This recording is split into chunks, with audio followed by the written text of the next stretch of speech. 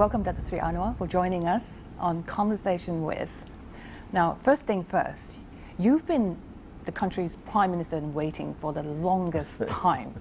Since I know you, day one as Deputy Prime Minister, you've been in and out of jail, and now the wait is almost over. How do you feel?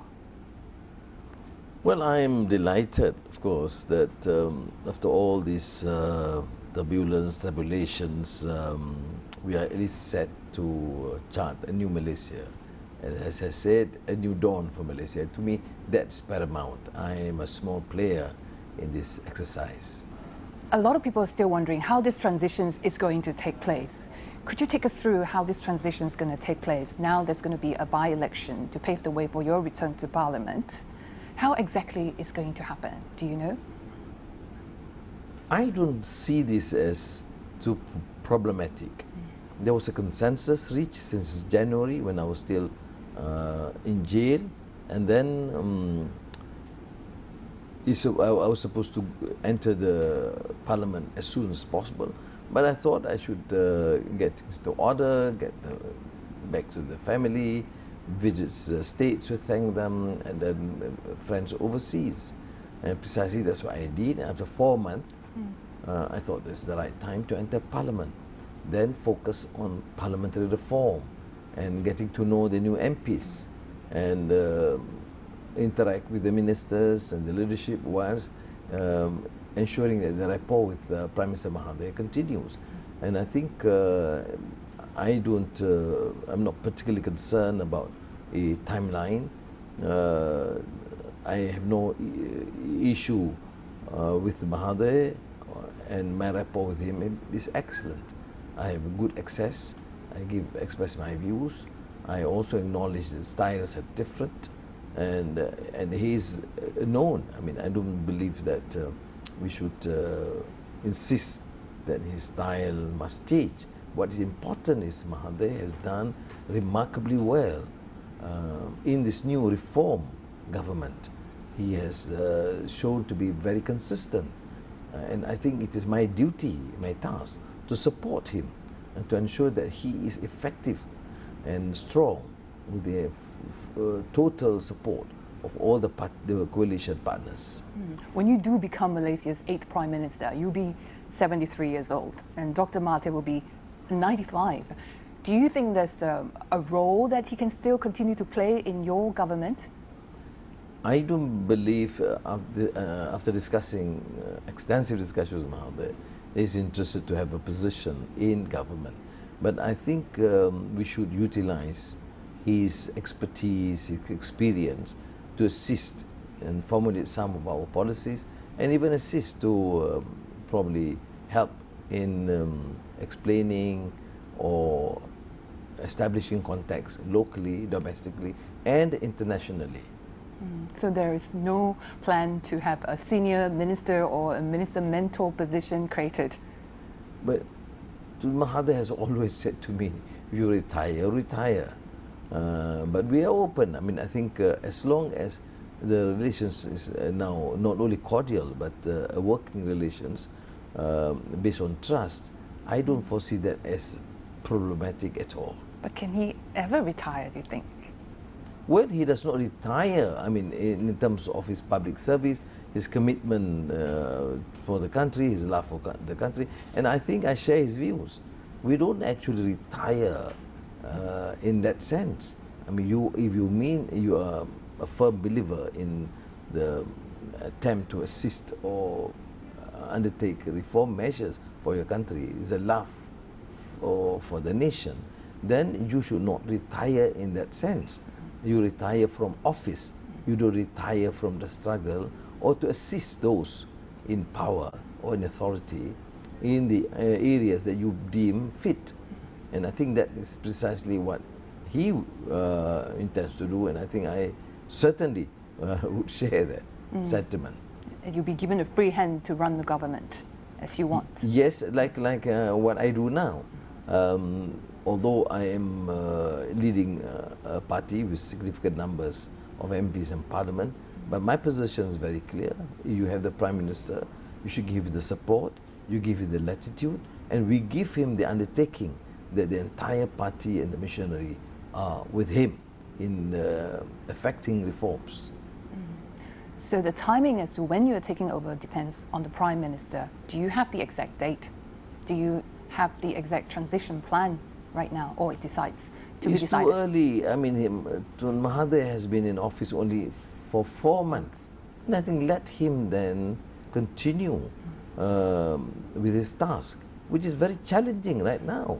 It's a major task of dismantling these remnants of the old regime, the endemic corruption, and it's not the time to speak essentially about when I assume office, because the priority now is to make sure that he is being supported and his role as Prime Minister is effective. But what you know for sure is when you do become the Prime Minister, Dr. Wan Azizah will not be your Deputy Prime Minister. Who you would like to see as your Deputy Prime Minister? It's for the MPs to recommend, for the parties to decide. I should not preempt that. There is, of course, a broad understanding, but only in terms of my position. There's no insistence or even lobbies for the next person to be Deputy Prime Minister. The existing cabinet members will remain? No, I think the option is always given to the new leader to decide. I mean, that is, I have not thought about it. I mean, it depends, because they have 1.5 years to prove themselves. They are effective. They should continue. If they are mediocre or lack in the expertise or performance is rendered poor, naturally we have to revise. I mean, that is unaccepted. On Malaysia Day, let's shift gear. We would like to hear your thoughts on Malaysia Day. Is the country now more united or more polarized than before?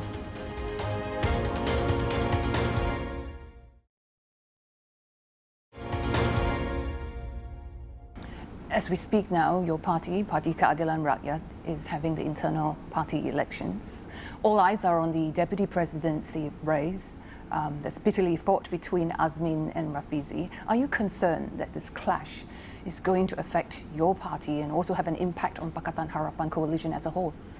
In any democratic exercise, when there is a battle for key positions, it will be seen to be somewhat cracking the base. I don't see this happening. I've seen states organizing programs for both of them. I don't see this massive boycott from one each other. There have been cases of excesses, money, etc., and I made very clear we will not tolerate them. So when the MACC arrested one or two, they have our full backing. If it's established, we will sack them from the party, and that to me is important. On Malaysia Day, let's shift gear. We would like to hear your thoughts on Malaysia Day. Is the country now more united or more polarized than before? Well, 4 months is very short in the political process, but I have seen this new emerging mood, particularly among the young of all races, giving this hope whilst giving undivided support and loyalty to the government in power. I think this is a certainly welcome sign. I've been attending some of the youth programs. You see this mix, multiracial, multireligious groups.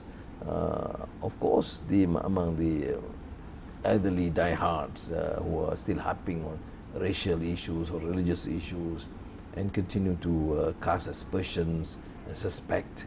I think that is to be expected, but to a large extent it would depend on our capacity or ability to perform and affect this change. And I think we are, at least for now, on the right track. Cleansing the apparatus deemed corrupt in the government, strengthening institutions of governance, judiciary, the enforcement agencies, and I think this has to continue. But now the focus also has to be on the economy. And I think the Minister of Finance and the Prime Minister has been looking at it, and we'll have to view the budget, and they tend to be more realistic people, and not to succumb to the populist demands, because you must look at the stark realities, the figures, the data, our capacity, and enforce them. I think to me this is a welcome sign. The contrary, you can see a departure from the old obsolete ruthless policies.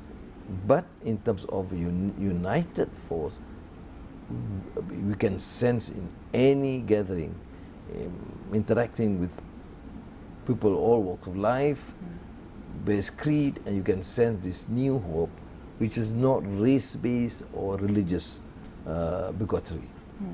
You said that the Bumiputra agenda, the Bumiputra policy, is now obsolete.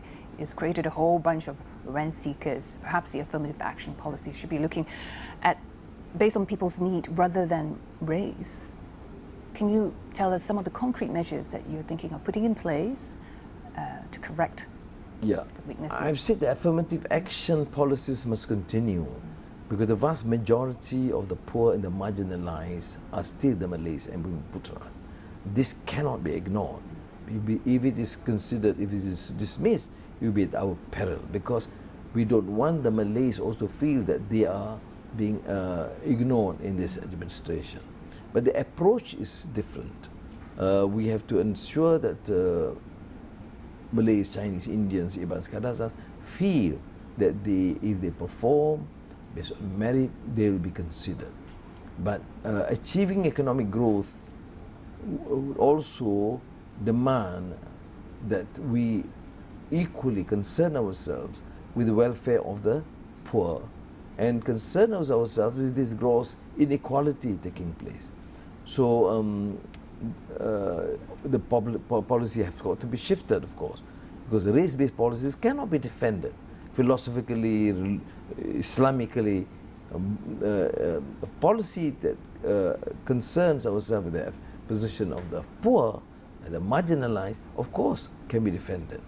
But to me, the fundamental issue is how to create an atmosphere to ensure that Malaysia becomes again an attractive destination for foreign direct investments.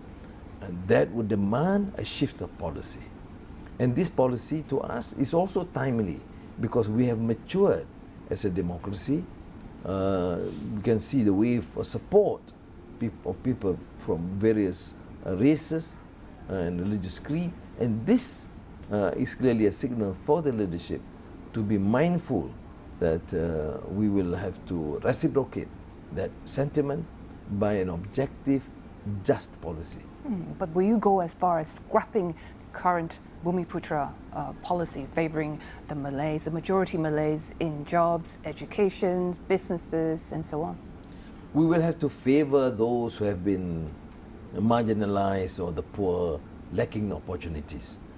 We talk about meritocracy, but you cannot, for example, get students from the best schools, Kuala Lumpur, and put them at par with a rural school in Kapit in Sarawak. So there must be this consideration too. We will acknowledge the need to support meritocracy, but we will also have to understand, be mindful of the fact that those poor, downtrodden cannot be marginalized. So if it means that the vast majority of Malays, Bumiputras are not given the opportunity, we'll have to consider this specific action, which is a constitutional guarantee. What happened in the new economic policy is, of course, transgressing that spirit, extending it a bit too far. Whilst in education, I would admit there was some measure of success, social mobility is apparent, but in terms of business contracts, certainly it has given favor to those who were not deserving even. But what happened if the entire business climate is controlled by one race? Naturally, it will also generate instability.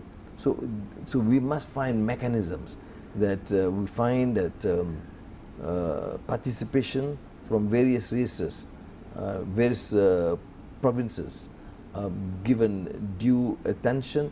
So there is an amount of government persuasion involved to ensure this. Because it's not as simplistic to say scrap with an NEP or have a need-based policy, but when it comes to the affecting change or implementing policies, we have to be mindful of the sensitivities. On the ground, yeah. On the ground. Do you foresee UMNO ever joining the coalition?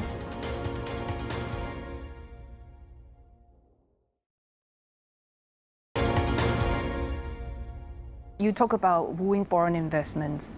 It's a key priority right now for the current government. How do you think Prime Minister Dr. Mahathir Mohamad is handling in cancelling some of the mega infrastructure projects, especially with China, and how it handles policy with Singapore in terms of the HSR, the high-speed rail? Do you think it will have an impact, especially in Malaysia's efforts to woo foreign investment? Well, the perception is different. If you understand the context of Mahathir's policies, vis-à-vis China, our state financial condition does not warrant us to embark on a massive mega project. In fact, that's one. Number two, it is not a matter of Chinese investments. It's what we suspect as dubious deals between the former administration and specific companies. What needs to happen is, for example, scrap, then relook at it. If it is deemed to be important in terms of infrastructure, this can be considered later. But Mahathir made the right decision, giving the right signal. We can't inherit this huge 55 billion ringgit project when the finances of the economy cannot handle. Does it mean that we are now rather not supportive or negative against Chinese investors? No. To the contrary, he visited to China, and I met in Hong Kong a number of them and gave the same assurance. But the rules have changed. It has to be more transparent. It cannot be deemed to be a burden to the state. Similarly with Singapore, PM has met the leaders. I have met the Prime Minister of Finance, Deputy Prime Minister, former Prime Minister Chok Tong. I mean, it's been very useful series of negotiations. I think we will have to defer for a while. Then we have to relook at it. Deferring the project also is at a cost. We have to pay lots of money. And that's, of course, disconcerting, looking at the finances of the country. But I think Mahathir's direction seems to be clearly, whether it's the old administration or now, you have to be more transparent. You must not be seen to be condoning any form of excesses. So I think with Singapore, similarly, I've given categorical assurance that nothing will stop us in attempting to forge a sound, effective, better relationship with Singapore. There are, of course, some serious contentious issues that must be dealt with, but notwithstanding that, the trade, investments, bilateral relations must continue. We need the HSR? HSR for now is being restudied, relooked at a cost to us. Whether the alignment, whether we need to go, we talk about Singapore, Kuala Lumpur, or we should extend it to Gemas and Malacca, etc. All these things need to be considered, whether it is economically viable, whether the returns are, all these issues need to be restarted. It's a new administration. We can't embark on this billions of ringgit project without even having adequate understanding. But we are quite satisfied because the Singapore authorities seems to be quite supportive of the need to continue this sort of engagement. Would you like to clarify your position that you said that currently at the equation, you don't see UMNO being part of the equation of Pakatan Harapan, but PKR is willing to work with any parties. But do you foresee UMNO ever joining the coalition? There's no contradiction between my position and what Mahathir said. We, as it stands, we don't need UMNO in the Pakatan as a party. I mean, there are individuals who have joined Bersatu, or individuals have joined Keadilan. That's, of course, something else. But even then, they have to adhere to our principles and support our agenda. Now, I don't see why is it that necessity to embrace UMNO and this new coalition. I mean, they should be effective voice for the opposition. And they seem to be working, attempting to merge with PAS. I don't know, or coalition with PAS. Because some of the UMNO leaders said they will voice support for you in Port Dickson, and they said they will campaign for you and give you the support in the by-election. I say terima kasih. I mean, I welcome anyone who wants to support. And some of them are known to me as individuals. We continue to be friends. But I'm talking about a party, coalition between UMNO and Pakatan. This is, of course, for Pakatan to decide. But at least my view, consistent with Mahathir's view, that we should continue with our efforts, and there's no necessity, urgency to embrace other parties. But will you welcome them if they quit the party and join as member? It would depend who, how controversial, what dubious deals they were involved in the past. I, as a person, personally, I'm very forgiving. What they blast me or dishonorably, that can be forgotten and forgiven. But when it comes to the deals, that of course they have to explain to the authorities. But for me, as it stands, even in Port Dickson, I welcome anyone who wishes to support. Why should I be so overconfident or arrogant to say, no, I don't need you or what? But I'm not saying that, therefore, our platform, because the party platform, a Pakatan platform, must be based on certain agenda, certain principles and policies. If they want to do and take initiative of their own, I said welcome. Thank you so much for joining us on Conversation With. Yeah, we appreciate very much your time.